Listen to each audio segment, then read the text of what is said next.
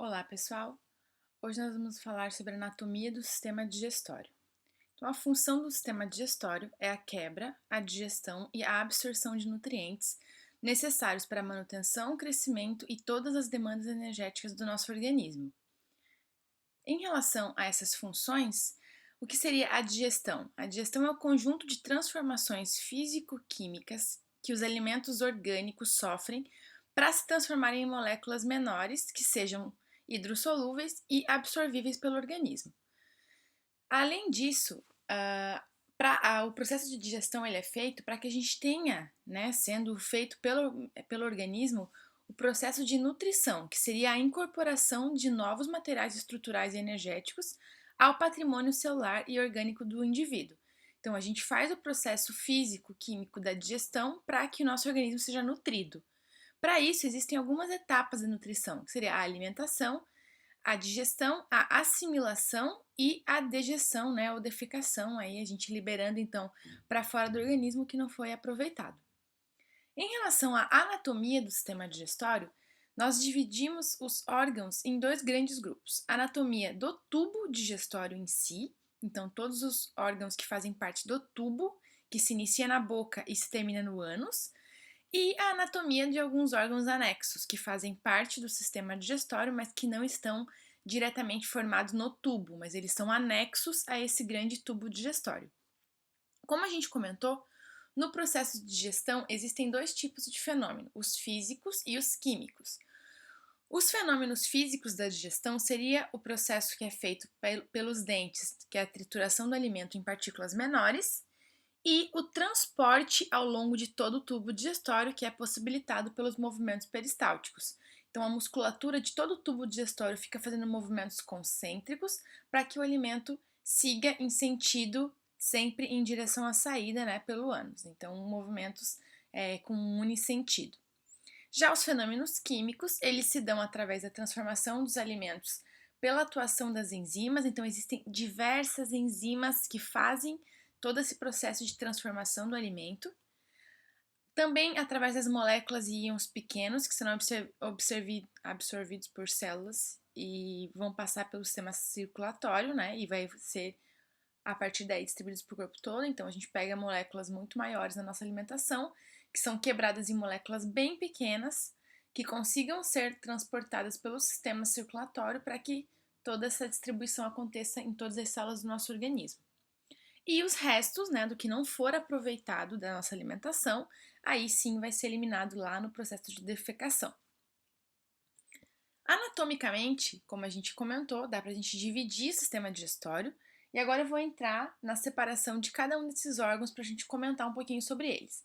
Tá? Então vamos primeiro ver os órgãos que compõem o tubo digestório propriamente dito, então cavidade oral, as falsas, que seria o final da cavidade oral, a faringe, esôfago, estômago, os intestinos, tanto delgado quanto grosso, e o reto, né, que vai se abrir aí para a parte de fora do corpo, que é o ânus.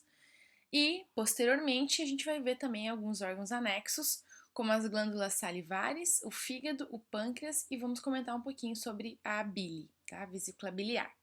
Começando então pela cavidade oral. A cavidade oral é a responsável pelo processo de ingestão de alimento, uma vez que ela é a comunicação que a gente tem com o meio externo.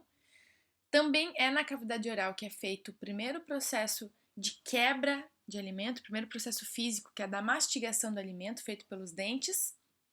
Também na cavidade oral é feita a lubrificação do alimento, por conta de todas as glândulas que estão localizadas nesse local, que ficam liberando enzimas e muco para que esse alimento fique lubrificado e seja possível de ser deglutido e que mantenha o fluxo em unidirecional.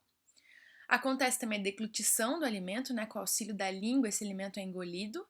E a primeira etapa da digestão química também acontece na cavidade oral, uma vez que a pitialina ou amilase salivar é uma enzima que degrada o amido e ela é produzida já na boca, ok? Então vamos ver anatomicamente quais são os limites da cavidade oral. A cavidade oral se limita pela rima da boca e lá no final pelo istmo das fauces. Então o que é isso? A rima da boca é o fechamento dos nossos lábios, Essa rima que fica entre os nossos lábios, esse limite que fica entre os nossos lábios, é o que delimita o que é cavidade oral. Então, dos lábios para dentro é cavidade oral, e lá no final, no istmo das fauces, que é a localização onde eu tenho a úvula e na parte inferior a epiglote, essa região a gente chama de istmo das fauces. Então a gente viu que lá no sistema respiratório a gente tem a coana, sendo o final do nariz, e aqui a gente tem a região de istmo das fauces, sendo do final da boca. Então quando eu abro a minha boca e vejo lá no final duas estruturas circulares e a úvula no meio, aquela região a gente chama de istmo das fauces, ok? Delimitando então a parte mais posterior, a gente tem, né, ali na boca, o vestíbulo da boca e a cavidade propriamente dita. O que é isso? A gente tem uma separação do que é cavidade oral, o que é boca, literalmente, a cavidade própria da boca, e o que é vestíbulo da boca. Como que funciona essa separação? Então, entre o lábio, os lábios e o dente, essa região onde a gente consegue passar a língua para sentir os dentes, a gente chama de vestíbulo da boca, como se fosse a entrada. A entrada da boca ela é delimitada pelo lábio até o dente. Dos dentes até o istmo das fauces, a gente chama de cavidade propriamente dita da boca, ou cavidade própria da boca. Ok? Então, tem essa delimitação anatômica do que é realmente a cavidade própria da boca, que é dos dentes para dentro, e o que é o vestíbulo da boca, que é o espaço que existe entre o lábio e o dente, tá? E aqui uma imagem esquemática dos lábios, então, o que são os lábios, né? Os lábios delimitam a rima da boca, então vejam ali que quando os meus lábios se encontram, fica uma linha passando entre os meus dois lábios, a gente chama essa estrutura de rima da boca.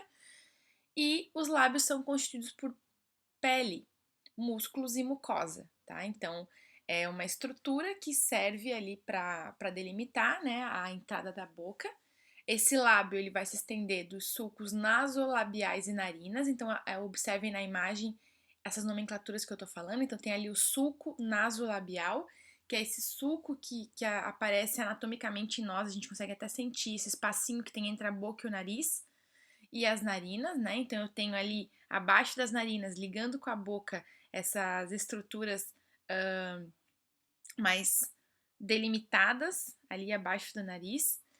E o sulco mentolabial é esse sulco que fica abaixo da boca. Então, na região mais inferior, ali abaixo do meu lábio inferior, eu tenho um sulco que delimita que é o final do lábio. Então, eu consigo ver que o lábio ele é uma estrutura mais proeminente que fica na parte sempre externa do corpo e é o que delimita o início da minha cavidade oral, ok? Aqui uma imagem real de um vestíbulo da boca. Então, entre os lábios e os dentes, eu tenho uma região chamada de vestíbulo, tá? É comum que nessa região de vestíbulo algumas pessoas tenham a presença dos frênulos, então pode ter frênulo tanto no lábio superior quanto no inferior. E observem ali na imagem que tem a palavra frênulo, né? Dependendo do tipo do frênulo que a pessoa tem, pode inclusive ser necessário fazer algum tipo de cirurgia para que ela consiga abrir os lábios, né, de uma maneira mais natural, tá? E aí o resto dos dentes para dentro, aí é a cavidade oral propriamente dita, tá? Então, como que funciona a cavidade própria da boca? O que é isso? A cavidade própria da boca é a estrutura que se localiza para dentro dos dentes, até o final ali do istmo das fauces, que é lá onde eu tenho a presença da minha úvula, tá?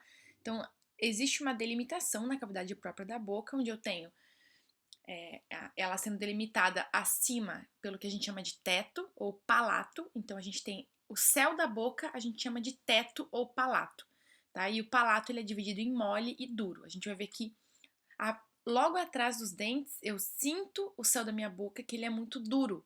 Isso quer dizer que ele é formado por osso. E é o osso, parte do osso palatino, que ele está um pouco mais posterior, e anteriormente tem o osso da maxila. Então, esses dois ossos são os que formam o meu céu da boca. Por isso é chamado de palato duro essa região. Então, vejam que toda a parte que eu tenho dente dentro da minha boca, a gente chama de palato duro. Atrás dos dentes, até a região da úvula, a gente chama de palato mole, porque ele é constituído basicamente por musculatura e mucosa, tá? Então, é uma parte que não tem músculo, mas eu tenho uma região mais mole, justamente por isso o nome de palato mole, ok? Então aqui mais um esqueminha para vocês verem, ó, que o palato duro ele é formado por ossos, então eu tenho o osso da maxila e os ossos palatinos, enquanto que no palato mole ele é basicamente muscular e mucoso, e é a parte lá atrás onde está aparecendo ali que é um pouco mais mole e tem a presença da úvula. Então, observem ali onde eu tenho apontado a úvula, eu tenho uma estrutura que lembra dois arcos. Conseguem ver? Tem dois arcos ali, ó. Partindo da úvula lateralmente, eu tenho uma estrutura que até parece o início de um coração. Essa parte final da boca é o que a gente chama de istmo das fauces, tá? Então, quando eu falo em cavidade bucal, ou cavidade oral, ela é delimitada pelos lábios até o istmo das fauces, ok? Aqui uma imagem real para mostrar o palato mole para vocês, é onde eu tenho ali a úvula e eu tenho também esses arcos palatinos aí que a gente consegue ver que é onde acaba a boca. Lá para trás já começa a estrutura da faringe, que vai fazer com que o alimento seja levado ali até o esôfago e depois até o estômago, ok? Outro conceito importante para a gente entender, então, a gente já viu como é que inicia a boca, agora vamos ver como é que ela termina, né? Como que essa cavidade oral termina. Então, lá no final da cavidade oral, eu tenho a região chamada de istmo das fauces. Localizem essa palavra ali na imagem, ela está bem aqui do lado direito. Istmo das fauces, a região final da boca, tá? Então, onde eu tenho a úvula e os arcos ali são chamados de istmo das fauces, tá?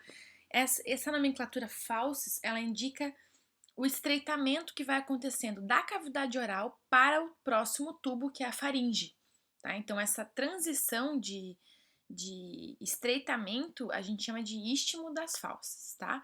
Na região de istmo das fauces é onde eu tenho algumas tonsilas, que são órgãos do sistema linfático, que a gente vai estar falando um pouquinho mais para frente.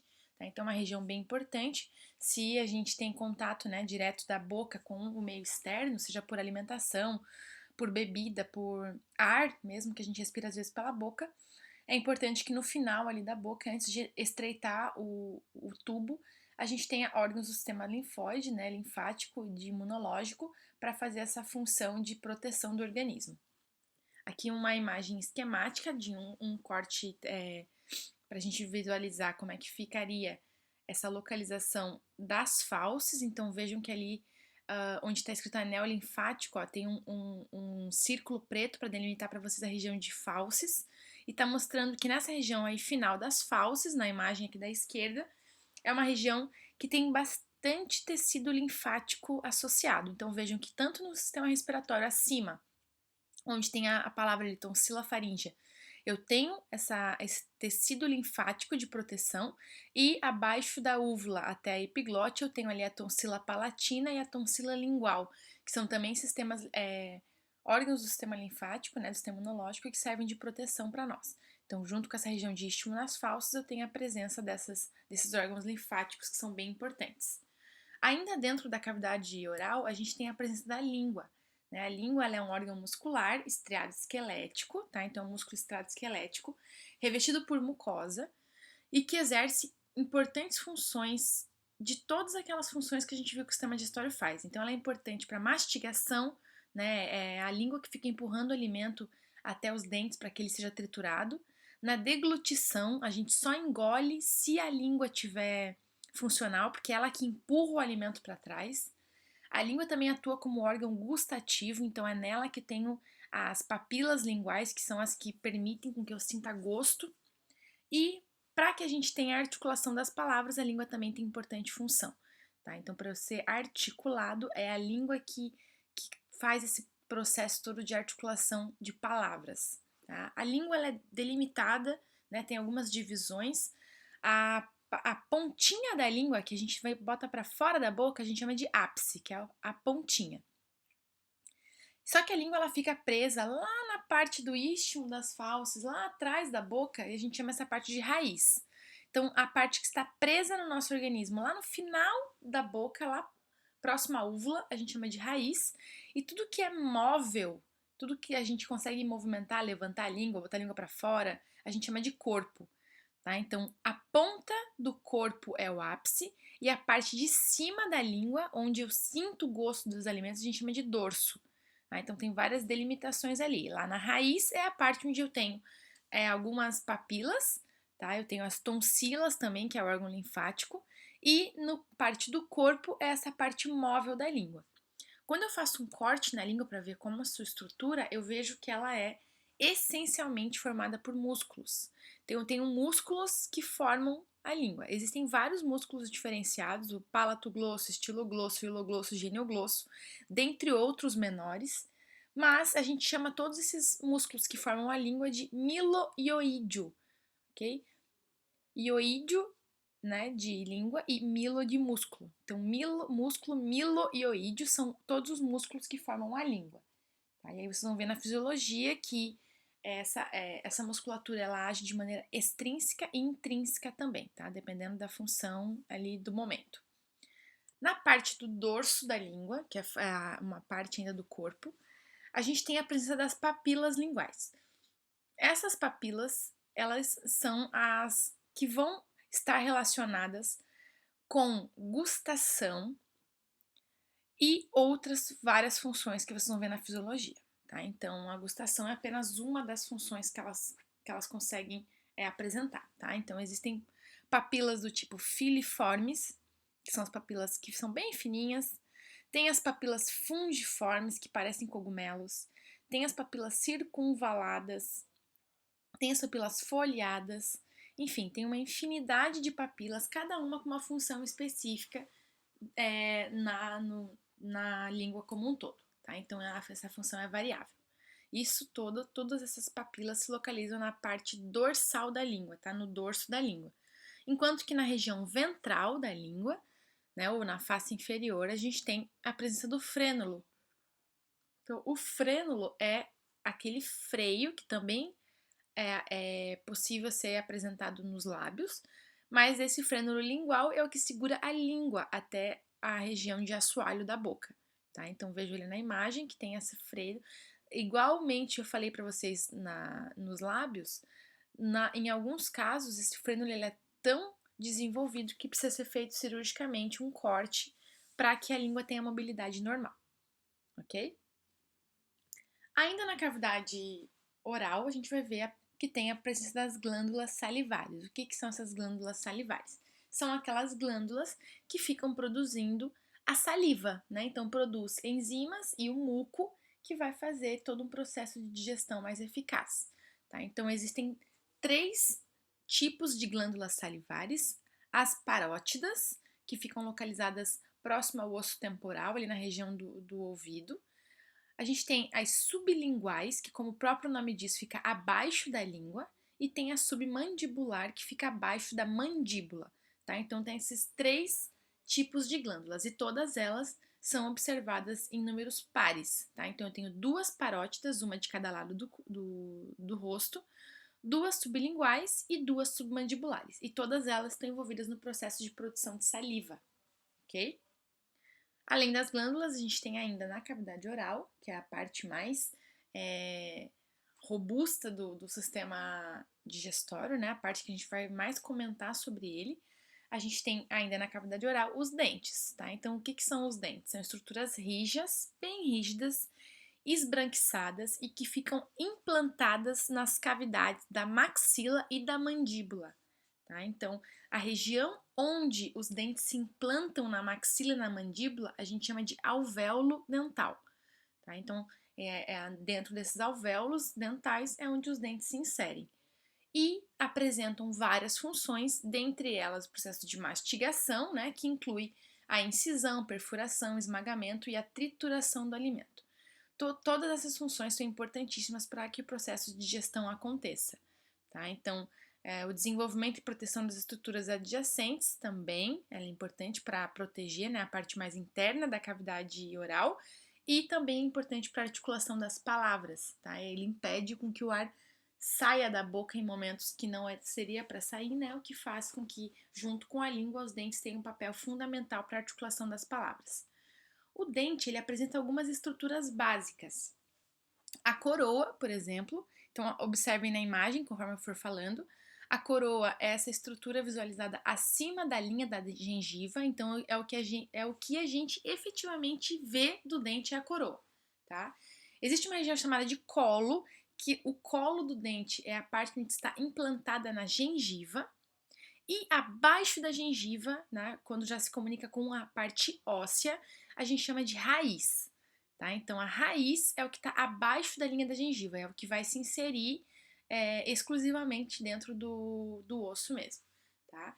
O dente ele apresenta diversas camadas internas que são extremamente importantes para o funcionamento dele. A parte chamada de cemento ali, como vocês podem ver, a parte mais interna do dente, né, que fica localizada na polpa, é a região onde eu tenho a comunicação direta com o sistema nervoso, tá? Eu tenho uma camada chamada de esmalte, que é a camada mais externa, que é o que dá o brilho pro dente, o que dá a cor esbranquecida pro dente. Eu tenho uma região chamada de dentina, que é uma camada intermediária, e a polpa, que é a camada interna, onde se localiza o cemento. Então, essas são as estruturas básicas de um dente. Quando a gente vai ver a boca de uma pessoa aberta, então veja essa imagem que ela está com o arco superior e o arco inferior sendo mostrados, eu vejo todas as divisões dos nomes dos dentes. Então eu tenho os incisivos, eu tenho os caninos, os pré-molares e os molares. Tá? Então esses são o esquema de separação, né, de localização dental. Nós temos, indivíduos adultos, 32 dentes, sendo 8 incisivos, então eu tenho 4 em cima e 4 embaixo, 4 caninos, 2 em cima e 2 embaixo, 8 pré-molares, 4 em cima e 4 embaixo, e 12 molares, sendo 6 em cima e 6 embaixo. Tá? Então, essa é a organização da boca. Aqui uma imagem de radiografia para vocês conseguirem ver como ele se insere dentro do osso. Então, vejam ali que cada númerozinho está nomeado embaixo. Então, eu tenho a região chamada de esmalte, que é a parte mais externa, a dentina, que é a intermediária, a cavidade pulpar e o canal da raiz, ali que está em 3 e 4, que é a parte que já vai entrar dentro do osso, tá? E aí ali em 6 já é a raiz mesmo sendo apontada, tá? Então tem todas essas estruturas, como a gente comentou aqui na teoria, a gente vê na prática todas as estruturas bem separadas. Um indivíduo adulto, então, apresenta 32 dentes, como eu falei para vocês, dentro dessa divisão de incisivos, caninos, pré-molares e molares. Okay? Então, essa é a separação aí dos dentes de indivíduos adultos. Aqui é a morfologia desses tipos dentários para vocês observarem. Então, eu tenho os incisivos, que ele tem uma função de cortar, tá? Então, o incisivo ele é um pouco menor e mais fino e tem a função de cortar. O canino, ele é um dente extremamente afiado e ele tem a função de rasgar, tá? Então, ele rasga o alimento. Os pré-molares têm a função de amassar, então ele é um pouco mais robusto, né? A sua parte final é um pouco mais robusta, no sentido de ele amassa, ele é mais grosseiro. E os molares, que são os maiores de todos, os que ficam mais no fundo da boca, mais para lateral, tem a função de triturar. Tá? Então, essas são as separações por função, dependendo das características morfológicas que os dentes possuem. Uma criança, né, um bebê, ele tem uma dentição chamada de primária ou uma dentição de leite, contida por cerca de 20 dentes mais ou menos, tendo 8 incisivos, 4 caninos e 8 molares. Essa seria a separação. E a segunda dentição, né, que seria a nossa dentição permanente, ela tem 32 dentes, e aí a pessoa tem de 7 até 25 anos para fazer essa troca de dentição, tá? Ok? Então, saindo agora da cavidade oral, a gente vai passar para a próxima estrutura que faz parte do sistema digestório, que é a faringe, tá? Então, assim que passa o alimento pelo istmo das fauces, esse alimento ele cai em um tubo, e esse tubo é a faringe, tá? Então, a faringe é uma víscera formada por músculo e membrana, faz parte do sistema respiratório também, tá? Então, ele tem uma parte de comunicação, e faz parte do sistema digestório, como a gente está vendo agora. Então, ele vai ter a função de ser uma passagem comum para os alimentos sólidos, líquidos e para o ar, e vai atuar bastante no processo de deglutição e respiração. A faringe está dividida em 3 partes: nasal, oral e laríngea. O que é isso? A faringe nasal, ela se localiza lá de cima na região do nariz, tá? Das coanas até a úvula. Tá? Então, na parte final do nariz até a úvula, que é esse pinguelinho ali que fica no meio da boca. A faringe oral, ela se localiza e se delimita da úvula até a epiglote. A epiglote é essa, vejam ali na imagem que ela está localizada aqui na parte mais medial da figura do lado esquerdo.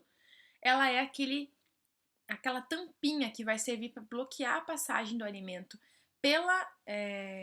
pelo esôfago e pela traqueia. Então ele vai servir como uma tampa. Quando eu engolir, a minha traqueia fica fechada e aí obrigatoriamente o alimento vai passar no esôfago. Quando eu respiro, a epiglote fica aberta, então o meu ar vai direto para a traqueia. Tá? Então essa é a separação. A parte oral da faringe, que é o que nos interessa aqui na aula de sistema digestório, ela se comunica com a cavidade oral através do istmo das fauces, né? Então ali o final da boca, e o ádito da laringe.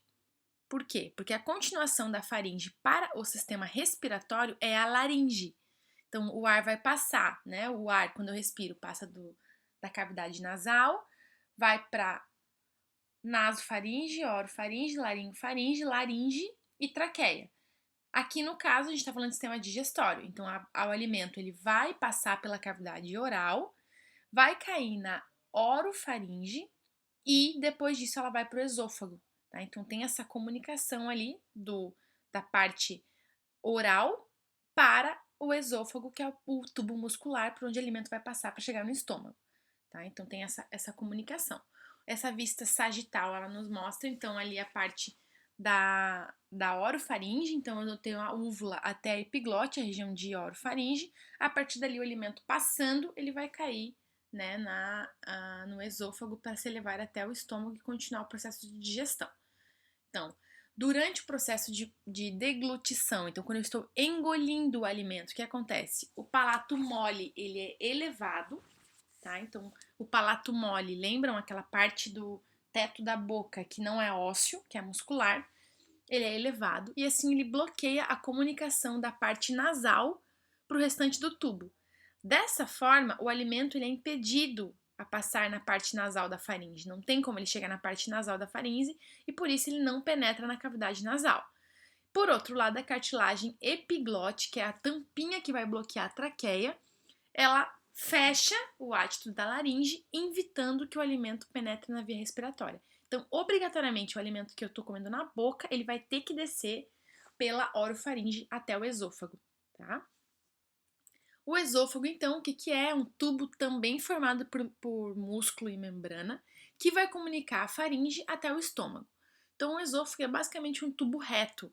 Ele apresenta algumas separações, dependendo da região onde ele está. Então, eu tenho uma parte mais cervical do esôfago, que está mais relacionada com o pescoço, uma parte torácica, passando então pelas minhas costelas, e uma parte abdominal, quando adentra o diafragma, sendo que a parte torácica é a mais longa de todas, e o esôfago vai ter que penetrar o músculo diafragma para chegar até o abdômen. Então, vejam que ali na imagem está mostrando ali uma junção entre esôfago e a faringe, que é a parte onde a orofaringe se comunica com o esôfago. Esse alimento ele vai descer por trás da traqueia, vai passar pela aorta, atrás da aorta, vai descer até penetrar na região abdominal, passando por dentro do músculo diafragma, e aí esse alimento ele chega até o estômago, tá? Então, é importante lembrar que é o esôfago um músculo bem interessante que vai fazer todos os movimentos peristálticos, tá? Então, esse peristaltismo muscular é o que faz com que o alimento ele esteja sempre indo unidirecional, ele sempre vai descer em relação ao ânus, tá? Ele não, teoricamente, ele não volta para a boca, tá? Claro que em alguns casos patológicos, apenas de vômito, esse alimento pode voltar, mas de maneira geral, né, naturalmente, toda vez que eu como algo, esse alimento ele segue um fluxo unidirecional de descida, ok? Esses movimentos peristálticos, eles são próprios do sistema digestório, eles são relacionados com o sistema nervoso autônomo, então esses movimentos acontecem independente de eu queira ou não, tá?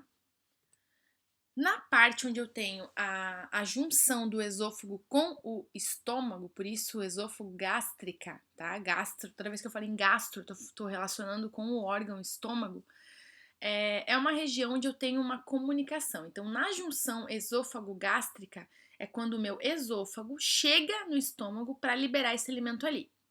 Só que essa liberação ela tem que ser muito bem feita. Por quê? Porque dentro do estômago eu tenho um pH extremamente ácido, eu tenho o suco gástrico sendo produzido ali o tempo todo.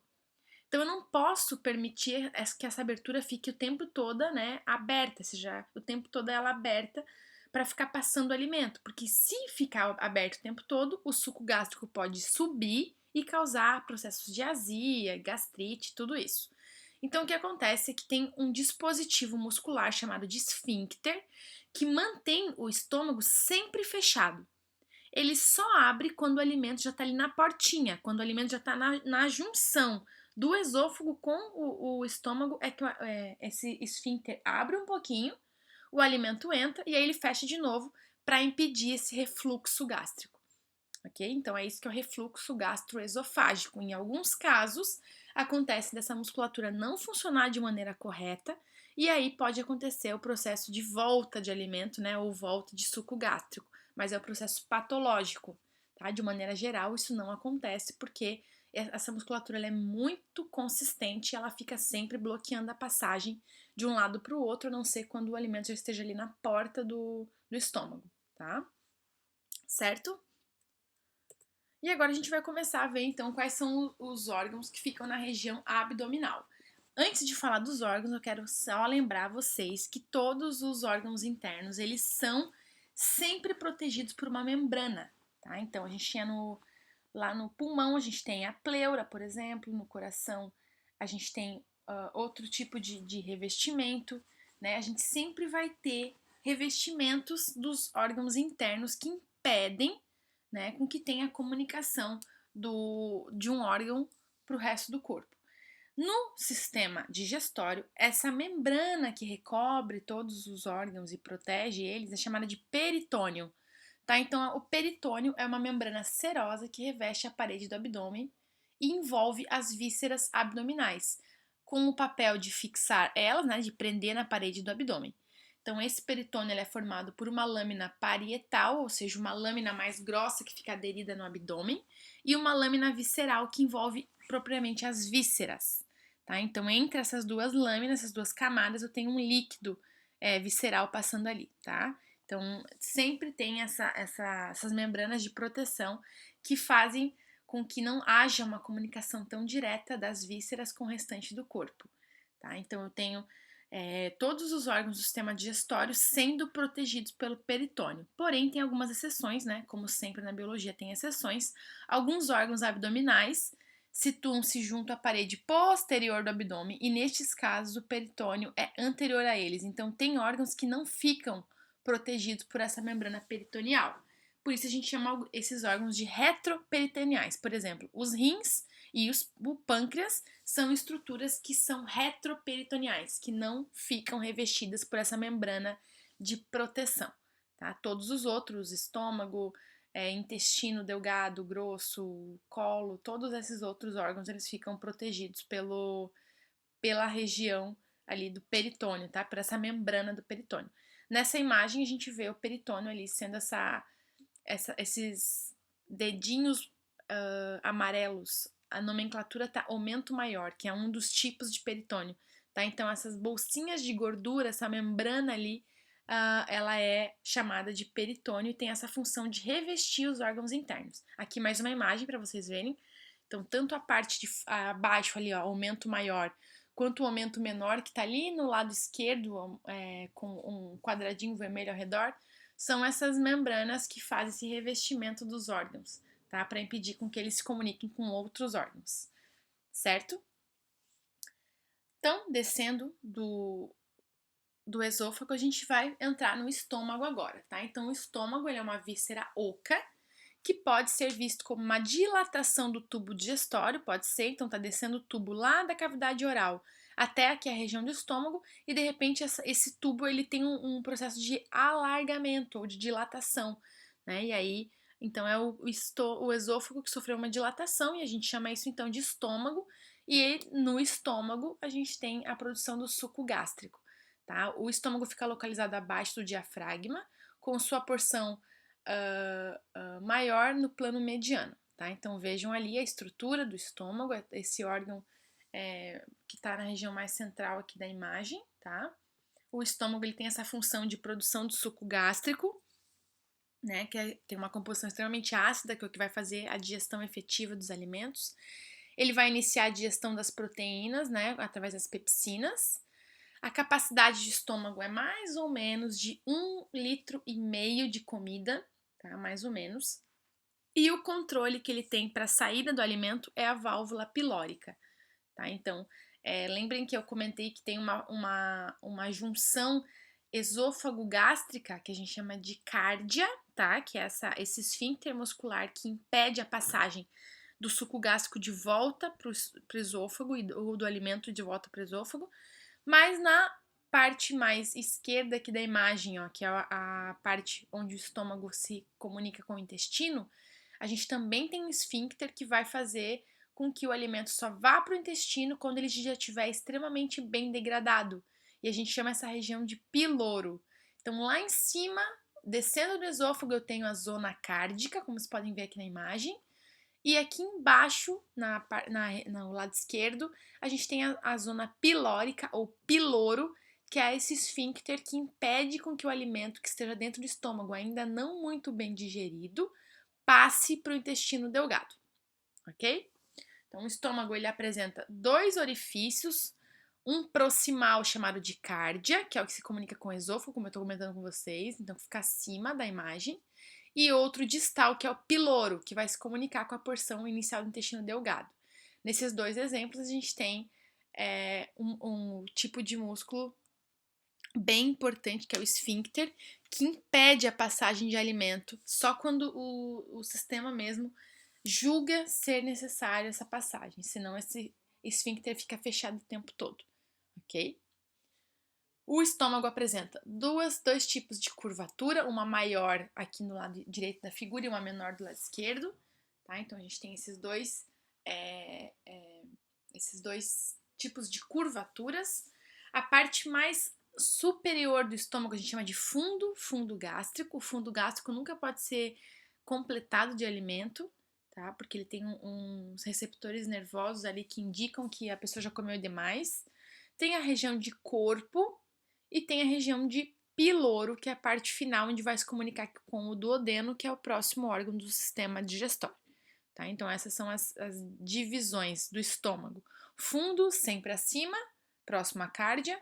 Corpo, que é basicamente todo o órgão, e a parte final de comunicação com o intestino delgado, a gente tem o piloro, que é esse músculo esfíncter que impede a passagem, né, o tempo todo de um órgão para o outro. Ele só permite quando for realmente necessário, tá? Então esse é o estômago.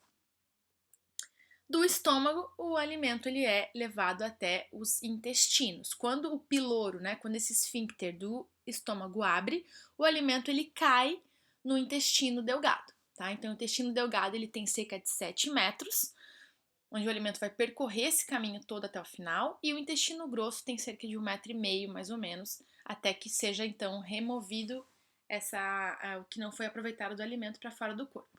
Tá? Os intestinos então constituem uma continuação desse tubo que se inicia no piloro, ali no estômago, e vai terminar lá no reto. Tá? E aí o que diferencia o intestino delgado do grosso é o calibre que eles apresentam, como o próprio nome diz, né?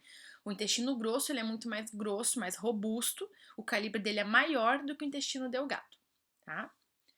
Então, o intestino delgado ele se inicia no piloro, como a gente viu, piloro, que é a parte final do estômago, e vai até o ósteo ileal da papila ileal, que é o final desses 7 metros. A partir dali, começa então o intestino grosso. Então, a gente vê aqui nessa imagem, aqui do lado direito, a setinha indicando ósteo ileal da papila ileal, né? Esse ósteo ali, aquele onde a seta está apontando, é o final do intestino delgado, então todo alimento que está ali vai cair no intestino grosso e a gente vai ter então mais 1,5 m para esse alimento ser digerido, tá? Então o intestino delgado ele é dividido em duodeno, jejuno e ilho, sendo o duodeno a primeira porção do intestino delgado, seguido do jejuno e do ilho.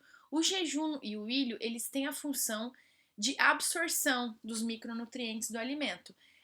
Anatomicamente não é distinguível o que é jejuno e o que é ilho. Isso só é distinguível histologicamente, tá? Histologicamente eu consigo dizer para vocês o que é jejum e o que é ilho. Anatomicamente eu tenho cerca de 7 metros ali que são muito parecidos entre si de forma anatômica, então a gente não diferencia. Então, quando a gente fala em anatomia, a gente divide o intestino delgado em duodeno, que é a porção inicial, que é diferente do resto, que é o jejuno e o ilho. Então, a gente pode escrever jejuno e ilho junto, inclusive, como assim, ó. Tá? Então, o intestino delgado, ele é dividido em duodeno e jejuno e ilho. Tá? O intestino delgado ele tem sempre a produção do suco entérico, que é um suco formado por muitas enzimas que vão quebrar proteínas, carboidratos e lipídios. A porção inicial do intestino delgado, chamada de duodeno, apresenta 26 centímetros de comprimento. E após o duodeno, a gente tem a região de jejuno ilho. No duodeno é feito a etapa final da quebra do alimento, tá? Então ainda não é feito muito a absorção, porque é no duodeno que vai desembocar os líquidos do fígado, da bile e do pâncreas, e aí vai finalizar o processo de digestão, tá? Aí sim, depois da digestão que terminou no duodeno, a gente tem a região de jejuno ilho, que tem ali quase 7 metros, para fazer o papel de absorção dos micronutrientes. Essa digestão do duodeno, ela é tão séria, ela é tão importante, que se tirar o duodeno, não existe mais digestão no intestino. Tá? Então o alimento não vai ter esse processo final de digestão, então ele nem vai conseguir ser absorvível, tá? Porque ele ainda está em moléculas grandes, né? O que vem do estômago. Ele finaliza o processo de digestão no intestino, tá? Aqui só para vocês terem uma ideia de que a mucosa intestinal, ou seja, as células intestinais, elas são diferenciadas, elas apresentam umas pregas, tá, que vão aumentar a sua superfície de contato. Não só isso, elas apresentam vilosidades, que são esses dedinhos que vocês podem ver na imagem aqui da esquerda abaixo. Tem esses dedinhos que vão ampliar a área de contato também, fazendo com que o intestino, se fosse esticado, ele tivesse ali cerca de 200 metros, tá? Então não são só esses 7 metros que eu falo para vocês. Se a gente esticasse literalmente todo o tecido intestinal, todas as células intestinais, a gente veria que a área de superfície de contato para absorção, ela é muito grande. Justamente para impedir que a gente tenha percas, né? Para a gente não perder nenhum tipo de informação importante para o organismo, tá? Então, essa parte inicial do intestino delgado a gente chama de duodeno.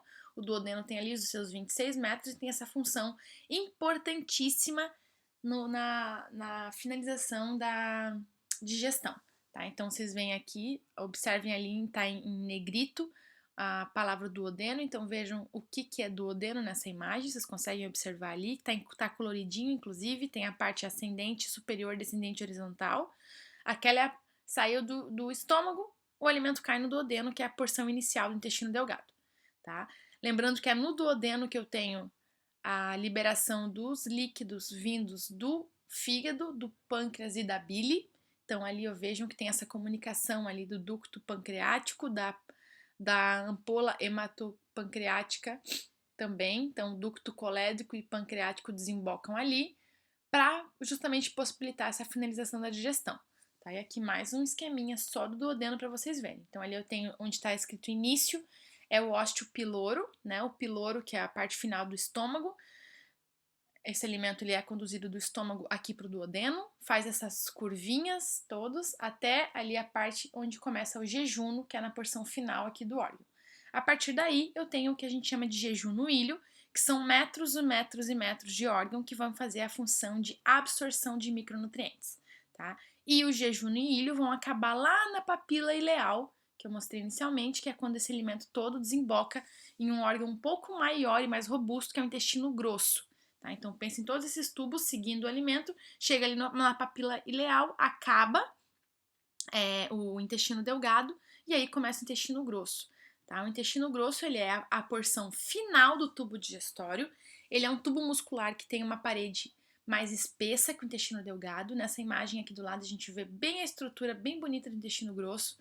Tá? Ele primeiro sobe, daí vai transversalmente, desce e sai no reto. Tá? Então, ele é dividido em apêndice, onde está apontado ali na imagem, ó, tem um apêndice ali, um pedacinho de órgão ali, que tem a função em seres humanos é bem importante na parte da imunologia, tá? Então, o nosso sistema imune ele funciona muito bem porque o apêndice fica com o alimento apodrecendo ali, indicando que o intestino é uma área onde precisa ter constante presença de células do sistema imunológico. Então, enquanto eu tenho alimentos ali que estão entrando em processo de putrefação, eu tenho sempre células imunes no intestino, que garantem, né, o meu processo de homeostase ali, como eu estou sempre comendo coisas de fora, impedem com que tenha proliferação bacteriana, viral, fúngica e coisas desse sentido, tá? Então, o apêndice para nós é importante para o nosso sistema imunológico. Eu tenho uma região chamada de seco, que é a comunicação do ilho com o intestino grosso. Eu tenho um cólon ascendente, o colo transverso, colo descendente, colo sigmoide, que é quando faz um S. Aí eu tenho reto, e esse reto se abre no ânus na porção final. Tá? O intestino grosso tem a função bem importante de reabsorção de água e de sais minerais. Além disso, o intestino grosso também faz a síntese das vitaminas K e B2, por exemplo, através da ação microbiana. Lembrando que o meu intestino ele é extremamente cheio de bactérias, tá? Tanto delgado quanto grosso. E em alguns pontos elas, inclusive, auxiliam a gente no processo de digestão. E a formação do bolo fecal, que é feita no intestino grosso, leva em torno de 14 horas, tá? Então, para o alimento sair do intestino delgado e chegar até o final do grosso, leva em torno de 14 horas para que tenha essa formação de bolo fecal. Tudo bem? Aqui tenho mais uma imagem para mostrar para vocês, então, essa estrutura do intestino grosso. Né? Eu tenho ali, ó, o ilho, vejam, acompanhem comigo na imagem, o ilho tá acabando no intestino delgado, tá desembocando na papila ileal e aí desemboca na região chamada de seco, que é a primeira porção do intestino grosso. Desse seco, sobe o colo ascendente, faz uma curva para a direita, colo transverso, curva para a esquerda, colo sigmoide, faz o Szinho e aí eu tenho reto e no final o ânus. Tá? Então essa é a estrutura e a morfologia do sistema digestório. Tá? Então a gente vai ver, assim que voltarmos para a prática, a gente vai ver todos esses órgãos na prática para vocês entenderem melhor a localização de cada um deles. Tá? Agora a gente acabou a parte do tubo digestório. Quero mostrar para vocês apenas a anatomia dos órgãos anexos ao tubo, né? São 4 órgãos, basicamente: o fígado e a vesícula biliar, que a gente vai ver junto, o pâncreas e as glândulas salivares, que a gente já conversou um pouquinho. Tá? Então, o fígado, começando por ele, é a maior glândula do corpo. O fígado fica localizado inferiormente ao diafragma e a sua maior parte fica no lado direito do corpo. Então vejam ali na parte mais superior da imagem, atrás das costelas eu tenho o fígado, sendo a maior glândula do corpo. Abaixo do fígado, no lado esquerdo, eu tenho o estômago, tá? O fígado desempenha uma função bem importante no organismo, tá? Uma função vital no organismo. Ele vai interferir no metabolismo de todos os carboidratos que a gente ingere, na gordura, na proteína. Ele secreta a bile, secreta várias enzimas digestivas e participa também no mecanismo de defesa. Então, a função do fígado ele é muito maior do que só o sistema digestório, tá? Ele influencia em todo o metabolismo interno do organismo.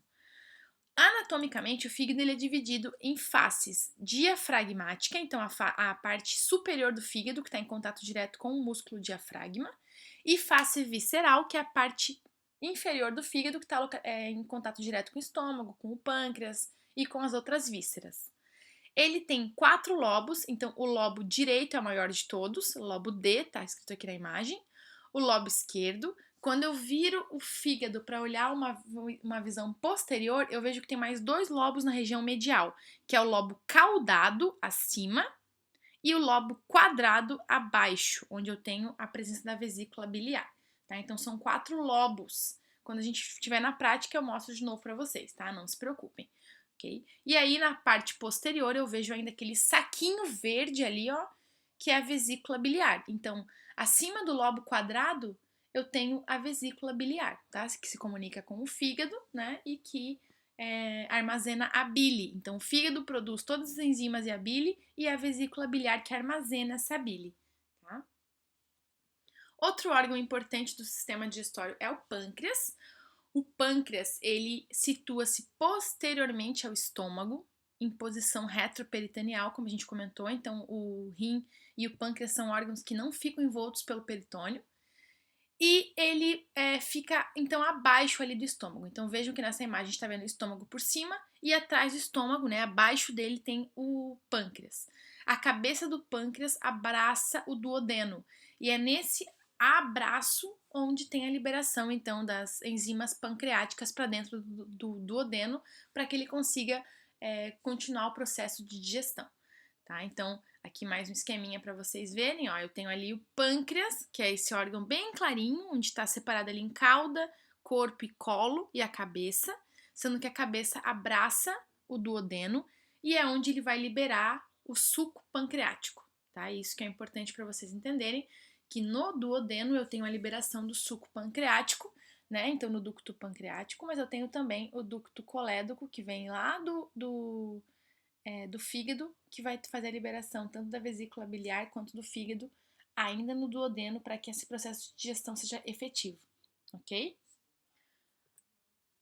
As outras últimas glândulas que a gente vai comentar são as glândulas salivares, né? Então, elas se localizam lá na cavidade oral, tá? E ele tem a função de secreção da saliva. E a saliva vai fazer o umedecimento do alimento, dissolução, lubrificação, início da digestão de amido, como eu comentei com vocês, através da enzima chamada amilase salivar, também conhecida como ptialina.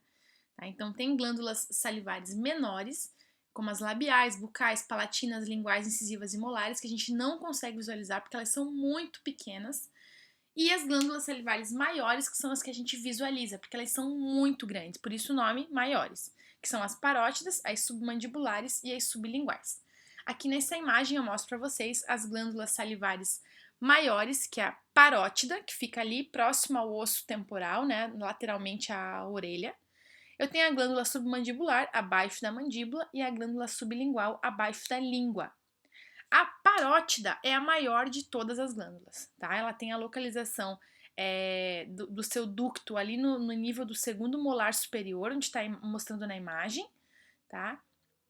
E esse ducto, quando infeccionado com o patógeno da cachumba, vai causar um processo infeccioso, né? Que é essa patologia tão conhecida que é a cachumba. Então, é ali esse ducto da glândula parótida que a cachumba afeta, tá? Outra glândula é a submandibular, que fica abaixo da mandíbula, tá? Que ela tem um tamanho mediano. A parótida é a maior de todas. A submandibular é um tamanho médio, fica abaixo da mandíbula. Ela desemboca no assoalho da boca, tá? Então, abaixo ali do frênulo da língua, ela desemboca esse líquido dela que ela tá produzindo, que é a saliva. E a menor de todas é a glândula salivar, a sublingual, tá? A glândula a menor das glândulas salivares é a sublingual, que se localiza abaixo da língua, liberando também o seu conteúdo, né, na região ventral da língua. Tá? Então, essas são as glândulas que fazem esse processo de produção de saliva, que auxiliam também no processo de digestão, certo? Então, por hoje é só. Qualquer dúvida que vocês tenham, coloquem ali no EVA. Eu vou deixar o link aberto para vocês colocarem comentários. Me mandem pelo professor tutor, me mandem por e-mail. Não fiquem com dúvidas, tá bom? Qualquer coisa eu tô aqui, pessoal. Beijão!